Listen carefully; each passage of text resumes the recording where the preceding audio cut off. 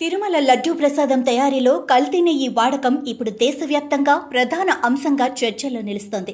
ప్రపంచవ్యాప్తంగా ఉన్న హిందువులంతా తీవ్ర ఆగ్రహవేశాలు వ్యక్తం చేస్తున్నారు. ప్రాంతీయ మీడియా, సోషల్ మీడియా, ఆఖరికి జాతీయ మీడియా కూడా లడ్డూ వ్యవహారంపైనే ఫోకస్ చేసింది. లడ్డూ వివాదంపై జగన్ మీడియా ముందుకు వచ్చి రాజకీయ విమర్శలు గుప్పించినా కూడా లడ్డూ ప్రసాదం కల్తీ వ్యవహారం జగన్ పాలనలోనే జరిగిందని జనం నమ్ముతున్నారు. జగన్ కౌంటర్ అటాక్ను పట్టించుకున్న వారే లేరు. చివరాఖరికి వైసీపీ శ్రేణులు కూడా జగన్ రాజకీయ విమర్శలను నమ్మటం లేదు.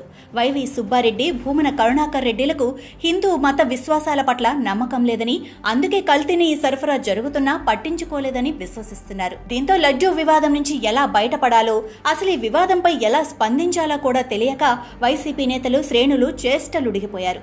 రాజకీయంగానే కాదు, నైతికంగా కూడా వైసీపీ ప్రతిష్ట అధఃపాతాళానికి పడిపోయింది అనటంలో సందేహమే లేదు. మామూలుగా ఓటు బ్యాంకు రాజకీయాల లడ్డూ ప్రసాదంలో కల్తీ వ్యవహారం జగన్కు, ఆయన పార్టీకి తీరని నష్టం చేసిందని అంతా భావిస్తున్నారు. కానీ లడ్డూ ప్రసాదంలో కల్తీ ఎఫెక్ట్ అంతకంటే లోతుగానే ఉంటుందని పరిశీలకులు విశ్లేషిస్తున్నారు. జగన్ మీడియా ముందుకు వచ్చి లడ్డూ ప్రసాదం కల్తీ విషయంలో చేసిన రాజకీయ విమర్శలు పూర్తిగా నిరుపయోగం అవ్వటమే కాకుండా ఖచ్చితంగా జగన్ హయాంలోనే ఈ కల్తీ జరిగిందన్నది ప్రజలకు నిర్ధారణ చేశాయి.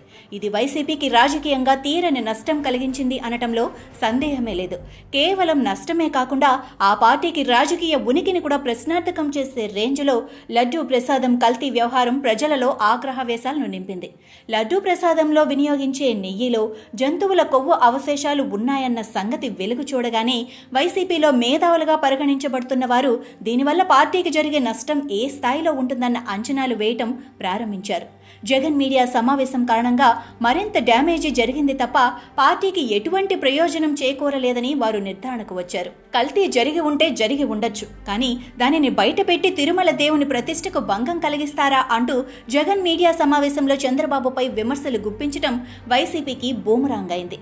జగనే స్వయంగా కల్తీ జరిగినట్లు అంగీకరించినట్లయింది.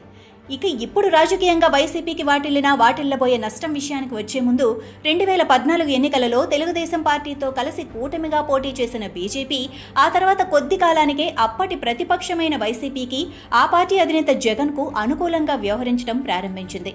2019 ఎన్నికల నాటికి పరోక్షంగా జగన్కు అన్ని విధాలుగా పరోక్ష సహకారం అందించింది.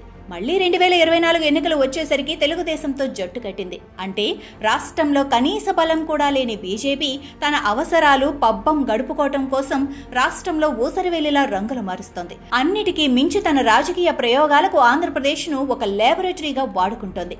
ఈ ప్రయోగాల కారణంగా ఏపీ ఏ గంగలో కలిసినా పర్వాలేదు అన్నట్లుగా వ్యవహరిస్తోంది. అయితే ఇక ఇప్పుడు అంటే లడ్డూ వివాదం తర్వాత ఆ పార్టీకి ఆ అవకాశం ఇసుమంతైనా లేదు. తన రాజకీయ ప్రయోజనాల కోసమైనా జగన్కు మద్దతు, సహకారం అందించే పరిస్థితి ఇప్పుడే కాదు, మరెప్పుడూ తలెత్తే అవకాశం లేదు. హిందుత్వాన్ని భుజాన్ని వేసుకొని బీజేపీ ఇప్పుడు అనివార్యంగా మిగిలిన అన్ని పార్టీల కంటే ఎక్కువగా జగన్పై విమర్శలు గుప్పించి జగన్ తిరుమల తిరుపతికి చేసిన అపచారాన్ని ఎండగట్టక తప్పని పరిస్థితి లడ్డూ వివాదం కారణంగా ఏర్పడింది. చంద్రబాబు వ్యూహాత్మకంగా వ్యవహరించి లడ్డూ ప్రసాదం తయారీలో కల్తీని ఈ వాడకం వెనుక ఉన్నది వైసీపీయేనని సందేహాలకు అతీతంగా ఎస్టాబ్లిష్ చేశారు.